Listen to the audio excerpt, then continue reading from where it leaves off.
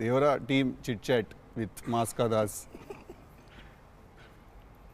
నువ్వు? నేను Siddhu boy, star boy with tiger. నా సంగతులు ఎలా ఉంది? How nervous are you are how excited are you? నేను కొత్త పదం పట్టినా ఇక్కడ. ఐఎమ్ వెరీ కాన్ఫిడెంట్లీ నర్వస్ అని.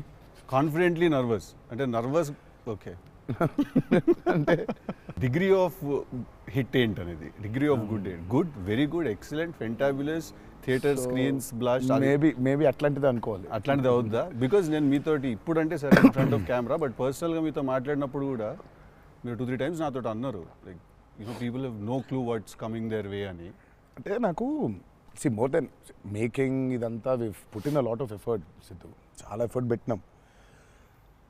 బట్ నాకు ఐడియా పరంగానే నాకు చాలా ఇష్టమైన పాయింట్ ఇది. యూజువల్గా మీకు కమర్షియల్ మెయిన్ స్ట్రీమ్ మూవీలో ప్రొటాగనిస్ట్ ఎప్పుడు మనుషులకి లేదా వ్యక్తులకి కాన్ఫిడెన్స్ ఇవ్వడానికి వస్తాడు, ధైర్యం చెప్పడానికి వస్తాడు ప్రొటాగనిస్ట్ ఎప్పుడైనా. కమర్షియల్ మెయిన్ స్ట్రీమ్ మూవీలో చూస్తే డౌన్ ట్రాడన్ పీపుల్లో నుంచి కానీ అందులో నుంచి కానీ వచ్చి వాళ్ళకి కాన్ఫిడెన్స్ ఇచ్చి ముందుకు తీసుకెళ్తాడు, ధైర్యం ఇచ్చి. వాళ్ళకి ధైర్యం అవుతాడు బేసిక్గా. కరెక్ట్. బట్ ఇదేంటంటే బాగా ధైర్యం ఉండే వాళ్ళకి భయం అవుతున్నాడు. బాగా ధైర్యం మితిమీరిన స్థాయికి వెళ్ళిపోతే వాళ్ళలోంచి ఒకటి వచ్చి లేదరా ఇంత ధైర్యం మంచిది కాదు లైఫ్లో, ఒక లెవెల్ ఆఫ్ ఫియర్ ఉండాలి మనిషికి. ఫియర్ అంటే నేను రెస్పాన్సిబిలిటీ అనుకుంటాను నేను. కరెక్ట్. ఇంకో విధంగా ఇప్పుడు మనం రెడ్ లైట్ ఉంది, ఆగాలి, అదో రకమైన భయమే. కరెక్ట్. మనం స్కూల్కి వెళ్ళాలి, నేర్చుకోవాలి, లేదా ఎగ్జామ్ రాయాలి, అదో రకమైన భయమే అది.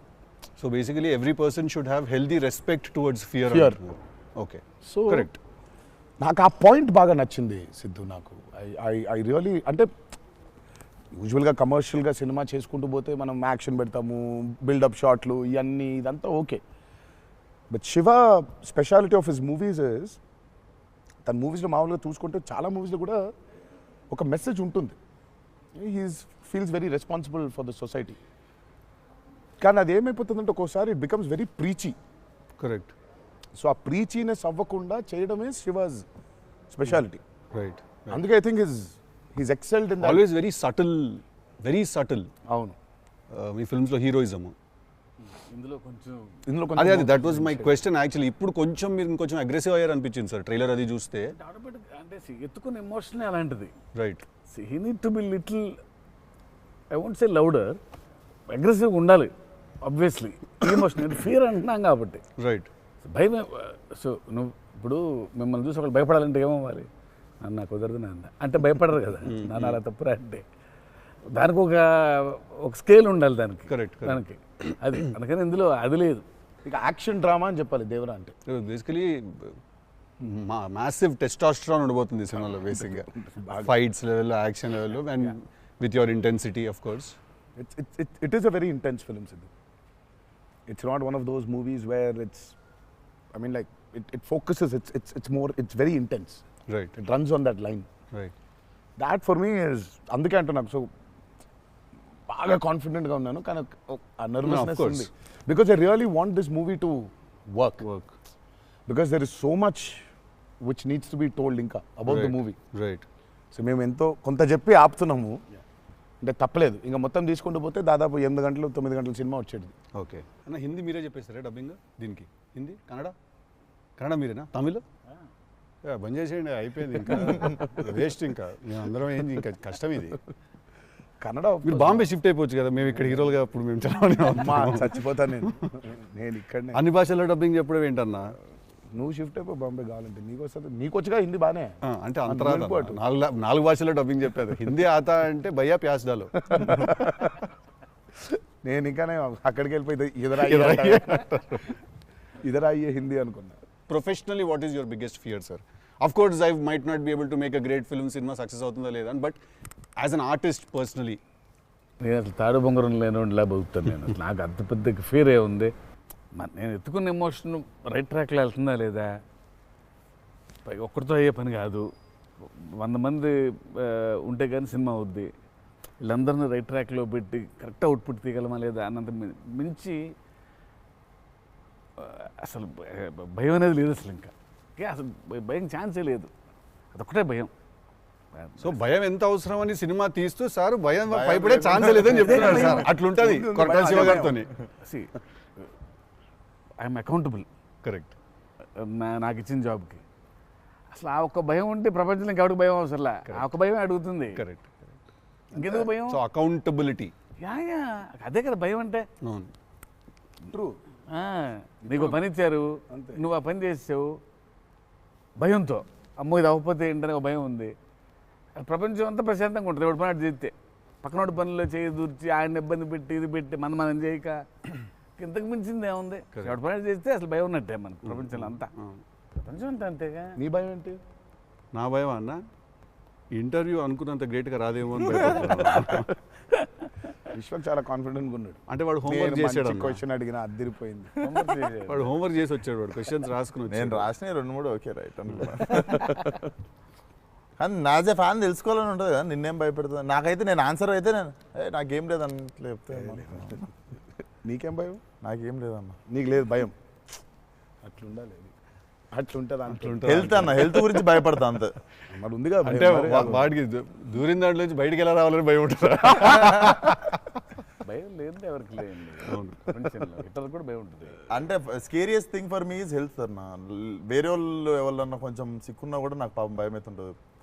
అది అన్నిటికంటే ముందు జాగ్రత్త అది ఉంటే ఎట్లన్నా పోరాడొచ్చు అనిపిస్తుంది. సో హెల్త్ గురించి భయం అవుతుంది. That is answer. అది నీళ్ళు ఇంత డెప్త్ ఉందని ఎక్స్పెక్ట్ చేయలేదు నేను ఎక్స్పెక్ట్ చేయలేదు. నేను 7కి ఫస్ట్ షాట్ అంటే 6:30 కల్లా ఉండలేకపోతానేమో ఇట్లాంటివి చెప్తాను అనుకున్నాను. పక్కనోడు హెల్త్ అప్సెట్ అయితే నాకు ఓకే. నో మ్యాటర్ వాట్ ఇదైతే నేను చేయ కెమెరా ముందు అనేది ఏమన్నా ఉందా అన్న నీకు? నేనా? ఇదైతే వెరీ వెరీ వెరీ ఇంపార్టెంట్. ఏదైనా నాకు రీజనింగ్ ఉండాలి. రీజనింగ్ ఉంటే ఏదైనా చేయడానికి రెడీ నేను, దేనికైనా. ఇది మాత్రం అందరు యాంకర్లు అడిగినట్టు రొటీన్ అడగాల్సి వస్తుంది కానీ అడుగుతున్నా. ఎట్లుందన్న రొమాన్స్ చేస్తున్నప్పుడు దేవరాల? ఎట్లుంటుంది? ఆయన అడగాలి. రొమాన్స్ రాసినప్పుడు ఎట్లుంటుంది? ఆయన నేనైనా చూసేటోళ్ళం అన్న, చేసింది మీరు కదా, ఎట్లుండే అన్నట్టుగా బాగా అడుగుతున్నాడు అని అడిగాడు. గలీజ్గా అడిగింది. కాదు కాదు రొమాన్స్ ఎట్లుంటుంది చేసినప్పుడు ఎట్లుంటుంది అంటే Do you have fear while doing intimate scenes? అట్లా ఇంటిమేట్ సీన్స్ ఏం లేవు కానీ ఫియర్ బండికి. బట్ దేవరా చూడడానికి మంచిగా ఉండే మాకు. ఏది పాటలు? అవును, పాటలున్నా చూపించారు. సినిమాకి రావాలి మీరిని చూడాలంటే. అదో కొత్త రకమైన రొమాన్స్ రాశాడు ఈయన. మీరు అనుకుంటున్నట్టు రొమాన్స్ ఉండదు కానీ ఆ లోకంలో లెవెల్ రొమాన్స్ ఉండదు అంటారు. Correct correct. ఈ లెవెల్ రొమాన్స్ ఉండదు కానీ కొంచెం ఆ లెవెల్ రొమాన్స్ కూడా ఉండదు కానీ మా లెవెల్లో రొమాన్స్ ఉంటుంది. ఏదో ఏమో చేస్తావేమో ఫ్యూచర్లో అని. So it's nice, it will be good. Janhvi is phenomenal in the movie. చాలా చాలా ఐ మీన్ మేమైతే షాక్ అయిపోయాం. ఓ రోజు మన అమ్మాయికి ఎట్లా వచ్చిందో తెలియదు కానీ ఒక 2 పేజీల డైలాగ్ రాసిండి నా అమ్మాయికి. సీన్ కూడా మొత్తం అమ్మాయిదే డైలాగ్ పోర్షన్ ఎక్కువ. వచ్చి అలా టపటపటపట చెప్పేసింది. నేను ఒక్క సెకండ్ అయిపోయి శివ కూడా షాక్ అయ్యాడు. ఈ అమ్మాయి ఏంటి ఇంత ఫాస్ట్గా చెప్పేసింది ఇలా అని. సరే ఎందుకని మంచిది ఓకే అనుకుంటే ఒకసారి చెక్ చేసుకుందామంటే నేను ఇక్కడ నుంచి వెనకాల నుంచి ఇలా అంటున్నాను, అద్దిరిపోయింది శివ ఓకే అనే అని. ఫ్లోలో వెళ్ళిపోయింది మొత్తం. ఎక్స్ప్రెషన్స్, ఆ మధ్యలో పాజులు, మధ్యలో యాక్టివిటీస్ చేసుకుంటూ టక్కన లాంగ్వేజ్ ఇంకా గ్రిప్ దొరకని యాక్టర్కి అన్ని ఆ యాక్టివిటీస్తో చేయటం, ఆయనతో ఉండటం, ఆ పాజులు ఉండటం, ఆయన రియాక్షన్ మళ్ళీ పసిగట్టి మళ్ళీ మాట్లాడటం ఇంత కష్టం కదా. అర్థమైంది. Homework done. That I think she'll become very big. She's got that phenomenal talent. మరి obviously శ్రీదేవి గారి డాటర్ కదా, ఆర్క్ ఉండకుండా ఉండదు కదా. So she's phenomenal. పాపం చాలా she's put in a lot of effort especially for that Daavudi song. పాపం she was hospitalised for about 4 or 5 days before discharge అయ్యి పాపం వెంటనే ఒక 2 days రిహర్సల్స్ చేసి వెంటనే she was very weak. But అయినా చేసి నేను ఆ సాంగ్లో అనుకుంటుండే అన్న, తీసుకుంది ఛాలెంజ్ పక్కన చేసింది మ్యాచ్ చేయనికే. కానీ మ్యాచ్ చేయనికే వెరీ గుడ్ జాబ్. వచ్చి 97, 96 మార్క్ దాకా వచ్చిండే ఒక్కొక్క దగ్గర. లేదు చాలా బాగా చేసింది. Definitely Janhvi will be very very good addition for Devara. And it's a very big love story which he wrote. So obviously మీకు పార్ట్ 1లో కొంత కనపడుతుంది. కరెక్ట్. దాని టోటాలిటీ ఇంకో వేరే టర్న్ అనేది దాని అది మొత్తం ఇంకా పార్ట్ 2లో it's a very different thing all together. Sir మిమ్మల్ని అందరికంటే ఎక్కువ ఇబ్బంది పెట్టిన సీక్వెన్స్ ఏది సార్? నాకు తెలిసి ప్రతి సినిమాలో ఒక సీన్ రిటేట్ చేస్తుంది సార్. ఒక సీనో ఒక సీక్వెన్స్ ఏదో ఒకటి బాగా ఎక్కువ వర్క్ లాగుతూ ఉంటే మళ్ళీ ఒక సినిమాకి స్టార్టింగ్ మొదలవుతుంది ఇంకా అది ఎండ్ వరకు నాగ్ అవుతా ఉంటుంది. సీన్ ఉంటుంది, ప్రతి సినిమాకు ఉంటుంది. మాకట్లా మా ఆయుధ పూజ ఒక సీన్ ఉంటుంది, ఒక ఆయుధ మాకు ఆయుధ పూజ సాంగ్ ఉంది. అట్లా సెటప్ అది సెటప్ ఇన్ ద ఫిల్మ్. చాలా కీ ఎపిసోడ్ అది. దాన్ని ఫస్ట్ షెడ్యూల్లో ప్లాన్ చేస్తే దాంతో గుమ్మడికాయ కొట్టాం. అబ్బా లాస్ట్ షాట్ దాంతో ఫిలిం సిటీలో వేసాం సెటప్. అది వర్షాలు పడిపోయాయి, అందులో సీన్ ఉంది, ఫైట్ ఉంది, సాంగ్ ఉంది. అది అక్కడ మొదలైతే ఇప్పుడు ఎండ్ అయింది. పైగా అందరూ కాంబినేషన్లు రకరకాల.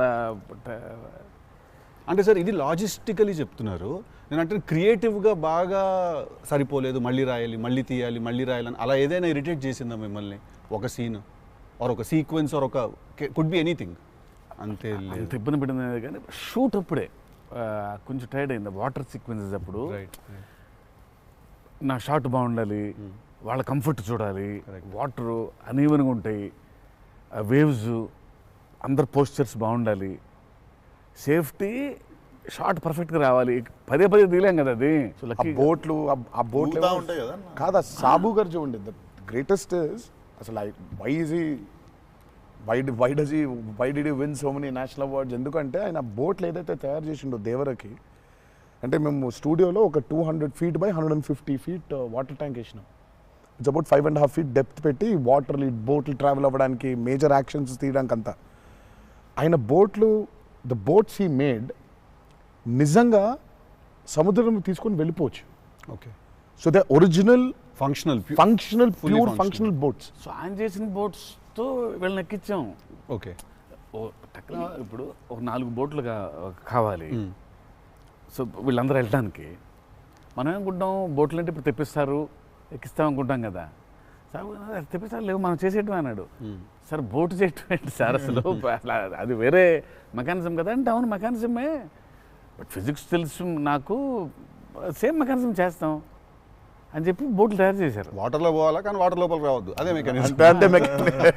ఇప్పుడు మనకు కార్ కావాలంటే కార్ తయారు చేయరు కదా, కార్ తీసుకొస్తాను షూటింగ్కి, బట్ ఆయన కార్ తయారు చేసేస్తారు. ఆ షాక్ కదా అది, which is very friendly to shoot, friendly to act for actors. RRR లో ఒక ట్రామ్ ఉండింది. అవును, అదేమనుకున్నారు, అంబాసిడర్ కార్. అది అంబాసిడర్ కారు లోపల స్టీరింగ్ వీల్ పెట్టి చుట్టూ కట్టేసిన డబ్బా ఆయన. సో ఆ ట్రామ్ ముందుకు వెనకపోతుంటే మధ్యలో ఒక స్టీరింగ్ తిప్పుతున్నాడు. That's an Ambassador car. కాన్ఫిడెంట్గా ఉంటారు ఆయన. ఓయా, సార్ ఒక కారు కావాలంటే జనరల్గా ఒక కారు తీసుకొస్తాం ఎవరైనా వాళ్ళని అడిగి. బోట్ ఇమాజిన్ ఆన్సర్, సార్ బోట్లో చేసేద్దామంటే వీళ్ళని ఎక్కించడానికి చేసాం. ఓకే, సరే మన సముద్రం మన కంట్రోల్ అంటే, సపోజ్ ఈ ఫ్లోర్ అంతా సముద్రం మనం క్రియేట్ చేసుకున్నాం, వెళ్తున్నారు. షూటింగ్కి వెళ్ళాం గోవా వెళ్తే అక్కడ రంగుల బోట్లు, నా కలర్ బోట్లు కాదు అవి, నా ఓల్డ్ కొంచెం ఎర్తీ టోన్స్, బ్రౌన్ కలర్ బోట్స్, అలాంటి బోట్లు కావాలి మనకి. అక్కడ అన్ని రంగులు కొత్త, పైగా మోడర్న్ బోట్స్, ఫైబర్తో చేసిన బోట్స్, వుడెన్ బోట్స్ కాదు అవి. ఏంటంటే లేదు నేను మన బోట్ తీసుకొచ్చాం అన్నారు. సరే ఇది నిజమైన సముద్రం అండి, మనదేంటంటే దానికి బోట్ లాక్కొచ్చి మోటార్ ఒకటి పెట్టి బిగించేసి పద వెళ్ళామంటున్నారు. వెళ్ళిరా సార్? వెళ్ళాము యాక్టర్లు తీసుకొని మరి ఈత వచ్చా సార్? అందరికి వచ్చు. ఇంకొంచెం ధైర్యం ఉంటుంది. వెంట మిడిల్ ఆఫ్ ది సీ ఈ బోట్తో అసలు probably has and one of the biggest assets for Devara. 3 cinema వచ్చినప్పుడు బ్యాక్గ్రౌండ్ స్కోర్ పెట్టుకొని ఫుల్ ఇంటుండే ఆ టైంలో Anirudh. And I was waiting, మీరు అనిరుద్ నేను పూజ అయినప్పుడు కూడా ఫుల్ హ్యాపీ అయిన ఉండే అరవింద్ సమేతకి. ఓకే ఫైనల్లీ మా విజువల్ మా స్పీకర్ 2 కలిసినాయి అనుకుంటుండే. But definitely when Anirudh came on board for this film, I was the first person. పిచ్చగా వెయిట్ చేస్తుండే. నేను లిటరల్లీ మీది 5 AM అని ట్రాక్ ఏదన్నా ఉంటే 5:02కి నేను ఆల్రెడీ ఇంటుంటా. వ్యానిటీలు ఉండు, షూటింగ్లో పక్కకి అట్లా నడుచుకుంటూ వెళ్ళిపోయి ఇంటుండే. సో ఈవెన్ ఇప్పుడు మన ఇంటర్వ్యూ ముందు కూడా I was hearing red sea అనుకుంటా కూర్చుంటుండే. Beautiful background. I mean he skilled it for this movie. Definitely థియేటర్లో నిజంగా వన్ మోర్ ఎక్స్ ఫ్యాక్టర్ అనుకుంటున్నాను. అవును, నో 101%. ఐ మీన్ ఇప్పటిదాకా తను whatever he's delivered for Devara, has యాక్చువల్గా ఇన్ అ వే చెప్పాలంటే మా విజువల్కి whatever it is his audible which is the most important thing కదా. And he is the biggest asset for Devara. అంటే the kind of work the background score he's done is phenomenal. X ఫ్యాక్టరీ అనిపిస్తుంది అన్న sound భలే అనిపించింది. నాకైతే నాకు బేసిక్గా ట్రైలర్ విన్నప్పుడు ఆ లాస్ట్ ఎస్పెషల్లీ ఆ షార్క్ వచ్చినప్పుడు ఆ వెనకాల అంతా నాకేంటో అరే ఒక పెద్ద వాల్ట్ డిస్నీ మూవీలో సింఫనీ పడుతుంది చూడు, లైక్ హాన్ జిమ్మర్, ఆ ఫీలింగ్ వచ్చేసింది నాకైతే. So he's definitely one day I think he'll definitely go up to that level of scoring an international movie like Rahman గారు. డెఫినెట్లీ నేను మొన్న కాంగ్ గాడ్జిలా చూసినప్పుడు కూడా అనిరుద్ అయితే బాగుండు అనుకున్నాను. బికాస్ సంబడి ఎడిటెడ్ ఆ కాంగ్ గాడ్జిలా సీన్ కి మాస్టర్ మ్యూజిక్ పెట్టి తీస్తే అసలు ఇట్ వాజ్ మోర్ యాప్, ఇంకా ఎక్కువ ఇంపాక్ట్ ఉండే దానికి. అయితే డెఫినెట్గా నాకు తెలిసి తను he will do it like Rahman గారు చేసినట్టు మాత్రం వెళ్తాడు. He will definitely go international and I'm hoping it's with Devara. మీకు ఎప్పుడైనా ఈ ఫెనమినన్ మీరు అబ్జర్వ్ చేశారా, వేర్ ఐదర్ మీరు జీవితంలో మాట్లాడింది మీ సినిమాలో జరుగుతుంది, ఆర్ మీరు రాసుకుని తీసిందో ఏదో మీ లైఫ్లో తర్వాత రిపీట్ అవుతుంది? ఎప్పుడైనా జరిగింది అట్లాగా? మీరు అనుకుందో లేకపోతే మీరు బాగా మేనిఫెస్ట్ చేస్తుందో? ఇట్స్ ఎన్ థింగ్ అన్న టుడే మేనిఫెస్ట్ అనేది. నేనైతే చూసిన ఒకటే మేనిఫెస్టో జాన్వి. ఆ అమ్మాయి అనుకుంది చెయ్యాలని. ఆ అమ్మాయి ఎలా వచ్చిందో మాకు కూడా తెలియదు. అంటే మేము ఇంకా అప్పటికి రాస్తున్నాము, ఇంకా క్యారెక్టర్ రాస్తున్నాడు అయినా ఇంకా ఎవరిని అనుకోవట్లేదు. ఆ అమ్మాయేమో నేను చెయ్యాలని చెప్పింది. అసలు we weren't even in the space of okay ఈ అమ్మాయి అయితే బాగుంటుంది, ఈ అమ్మాయి అయితే బాగుంటుంది. ఫైనల్గా డి డే వచ్చి ఇప్పుడు సరే మనం ఇప్పుడు హీరోయిన్ ఫైనల్ చేయాలని ఇద్దరు నోట్లకి వెళ్ళి జాన్వి తప్ప వేరే మాట రాలేదు. అంతలా మేనిఫెస్ట్ చేసింది ఆ అమ్మాయి. కానీ నువ్వు ఇందాక చెప్పింది నువ్వే నాకు అర్థం అవట్లేదు.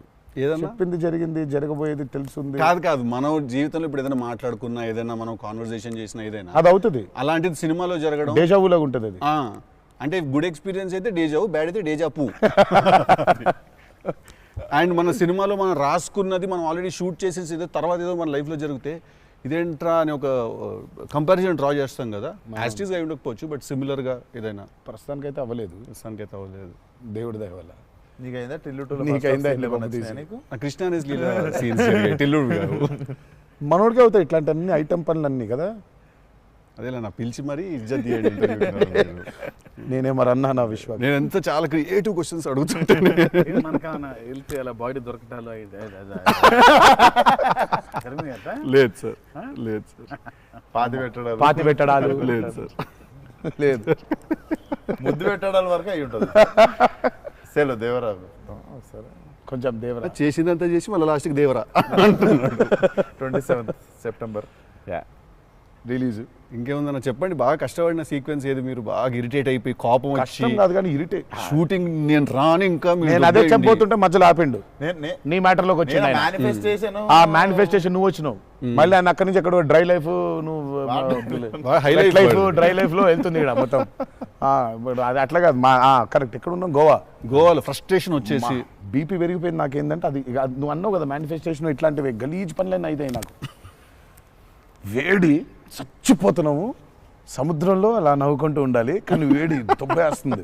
అంటే ఇంకా పైన అట్లా లిట్టలు కట్టుందంటే వర్షం ఇక నిప్పుల వర్షం కురిపిస్తుంది సూర్యుడు పైకి. అట్లా కూర్చొని పక్కనే ఒక రూమ్ పెట్టిండ్రు, ఏసీ ఉంది అందులో.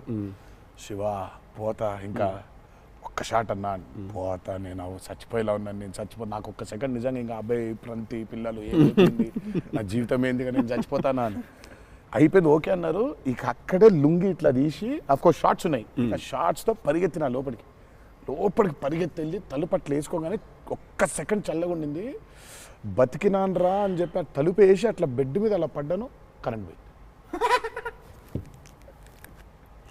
సారీ నవ్వద్దు, నీ కష్టం పగవాడికి కూడా రాకూడదు మీకు కూడా రావద్దు.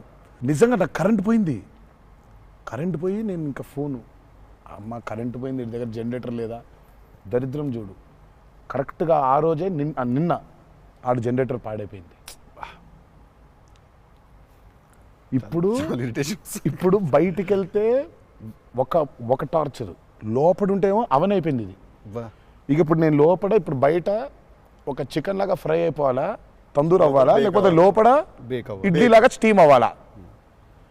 ఈ మీమాంసలో సౌత్ ఇండియన్ ఇంకా ఏంటో ఇంకా ఇది ఇంకా అసలు నా వల్ల ఒక బనీని చింపేద్దాం అనుకున్నా అసలు నాకేం అర్థమవట్లేదు. ఎందుకు జరుగుతుంది ఇట్లా? ఎందుకు ఇలా జరుగుతుంది? అసలు నేనేం పాపం చేశాను? ఇలా జరుగుతుంటే ఒక అరగంట పోయింది, 40 నిమిషాలకి కరెంట్ వచ్చింది. 40 నిమిషాలకి కరెంట్ వచ్చింది, షార్ట్ రెడీ అన్నారు.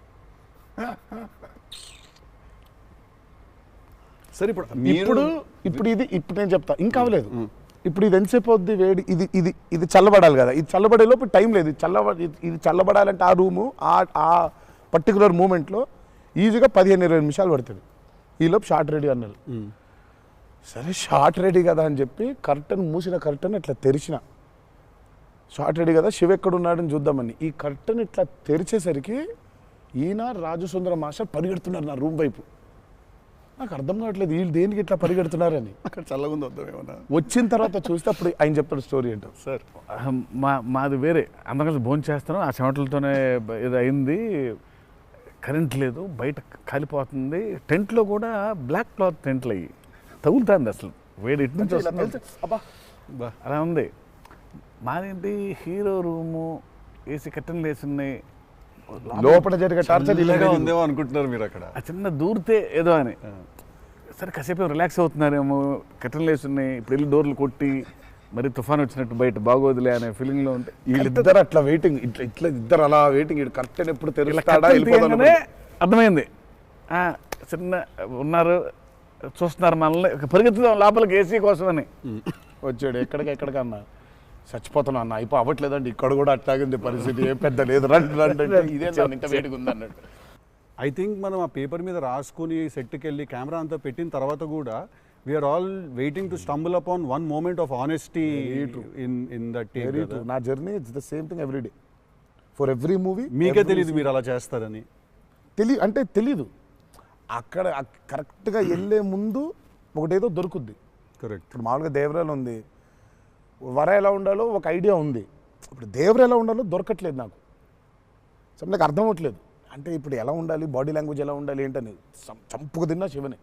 కాచివా ఏం శివ నాకేం అర్థం అవ్వట్లేదు, ఏదో చెప్పంటే అబ్బా మీకు వచ్చేస్తుందిలే నిలిపాడు.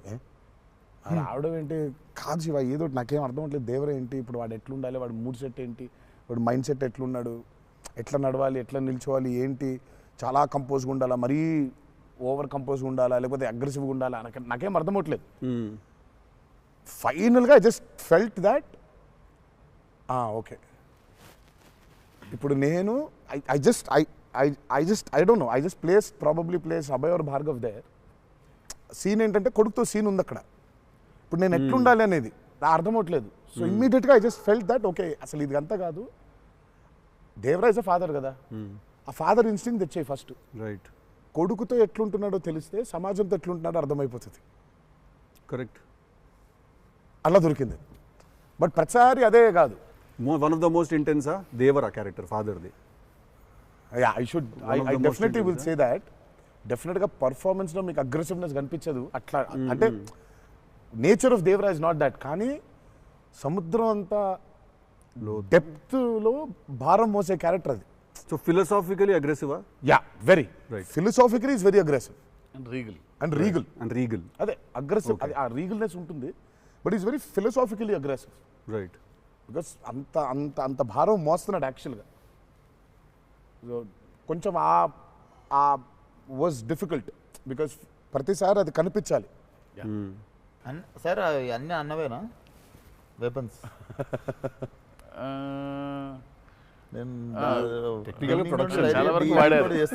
టెక్నికల్గా ప్రొడక్షన్ ఆబ్వియస్లీ ఈ చివరి దాయిందే, మిగిలిన కూడా వాడేశారు. అది సైఫ్ గారిదా సార్? అది అసలు అందరూ ఉన్నాయి అందులో, అందరూ ఆయుధాలు ఉన్నాయి దీంట్లో. ఈ ఆయుధాలు నేను సంగతి నేను ఇప్పుడే ఆయుధ పూజ నాకు చాలా కనెక్ట్ అవుతున్నాయి సార్. అన్ని ఆయుధాలేక వి ఆయుధం అన్ని ఆయన ఆయుధాలు. ఎందుకంటే వీళ్ళు ఆయన క్యారెక్టర్స్ రాసినప్పుడు అసలు ఈ వరల్డ్లో ఉండే మనుషులు ఎట్లుంటారంటే there is no deity worship. Deity worship లేదు. రైట్. వాళ్ళు పూజించేది వాళ్ళ ఆయుధాలని. So they worship their weapons which are coming from తరతరాల నుంచి వచ్చే ఆయుధాలని పూజిస్తారు వాళ్ళు. సో డైటీ వర్షిప్ లేదు వాళ్ళకి. ఓహో, ఓకే. ఆయుధాలే ఒక కులం లేదు వాళ్ళకి, ఒక మతం లేదు, అసలు భయం అసలే లేదు. అదే ట్రైలర్లో రాసింది అంటే. బట్ అసలు సో అందుకే వాళ్ళకి weapons are very very very important. Why is it so important అనేది వీళ్ళు యాక్చువల్లీ ప్రాబబ్లీ సినిమా చూసినప్పుడు ఆ ఎండ్కి ఒక డైలాగ్ ఉంటుంది. ఆ డైలాగ్లో కూడా దాన్ని బాగా ప్రొఫిసికేట్ చేశారు, చాలా ఇంపార్టెన్స్ క్రియేట్ చేశారు దానికి, ఆయుధ పూజ అనే దానికి. పొద్దున్న లేస్తే ఆయుధాలను పూజించి ఆయుధాలు వాడే వాళ్ళకి ఇక ఏం భయం ఉంటుంది? చేతిలో ఒక ఆయుధం పెట్టుకుని వాళ్ళు భయపడరు కదా, ఆయనే ఒక ఆయుధం వాళ్ళగా. కరెక్ట్. ఇప్పుడు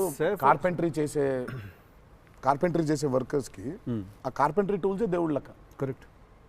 లైవ్లీహుడ్. సో మనం బేసిక్గా ఎప్పుడు కూడా అట్లాగే ఉండేవాళ్ళం. మనం ఆయుధ పూజ అందుకే ఉండేది. ఆయుధ పూజ అందుకే మన పనిముట్లు ఏవైతే ఉన్నాయో అందుకే మనం కార్లకి మొక్కుకుంటాం, కార్లకు పూజ చేస్తాం, మనకి లైవ్లీహుడ్ అని. సో వాళ్ళకి ఆయుధాలు లైవ్లీహుడ్. సో ఆయుధాలే లైవ్లీహుడ్. కాన్సెప్ట్ లెవెల్లోనే వైలెంట్ ఉన్నారు వీళ్ళు. ఎగ్జాక్ట్లీ. నాకు తెలిసి ఆయనకు తెలిసినట్టు పాజెస్ని వాడడం సార్.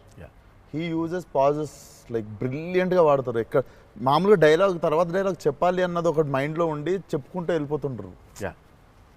బట్ నేను ఇంతసేపు కొంచెంసేపు ఏం చెప్పాను నేను అని చెప్పి పాజెస్ చాలా బాగా వాడతారు అన్న మీరు. రియల్లీ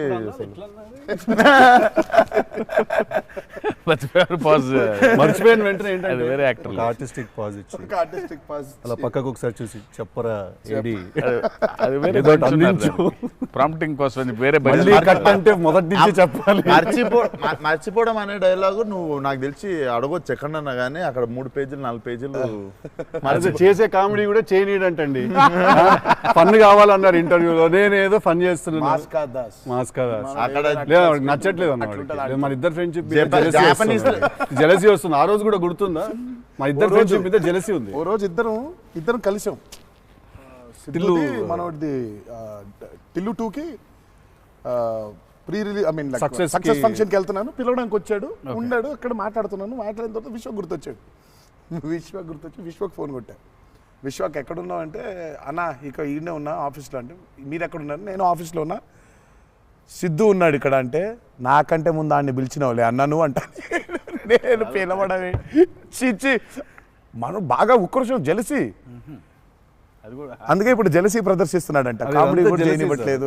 నా బ్రాండ్ ని డౌన్ చేయడానికి ట్రై చేస్తున్నాడు సార్. నేను ఆయన పాజుల గురించి బ్రహ్మాండంగా మాట్లాడుతున్న డైలాగ్ మర్చిపోయినావు అంటే ఆయన జాపనీసే మర్చిపోలేదు. అమ్మా అంటే మనకు అనిపించింది మాట్లాడడం కాదు కదా, అక్కడ ఉన్నది కదా మాట్లాడాలి. నాకేమో ఐ మీన్ డైలాగ్ చూస్తున్నప్పుడు కొన్ని ఐ థింక్ ఇట్స్ అంటే every actor is very natural. Vishwak నాకు కొంచెం అనిపిస్తుంది అట్లా, అక్కడ ఇక్కడ కొంచెం అలా ఉంటే బాగుంటుందేమో అనే ఇన్స్టింక్టివ్ అనుకోవడం చేయడమే. నాకు అసలు డైలాగే లేకుండా మీరు ఇరగ్గొట్టేసిన సీన్ నాకు one of the favourite. Aravinda Sametha కార్లో సీన్. అది ఎప్పుడన్నా నార్మల్గా జస్ట్ అది పెట్టుకొని చూస్తుంటా అప్పుడప్పుడు.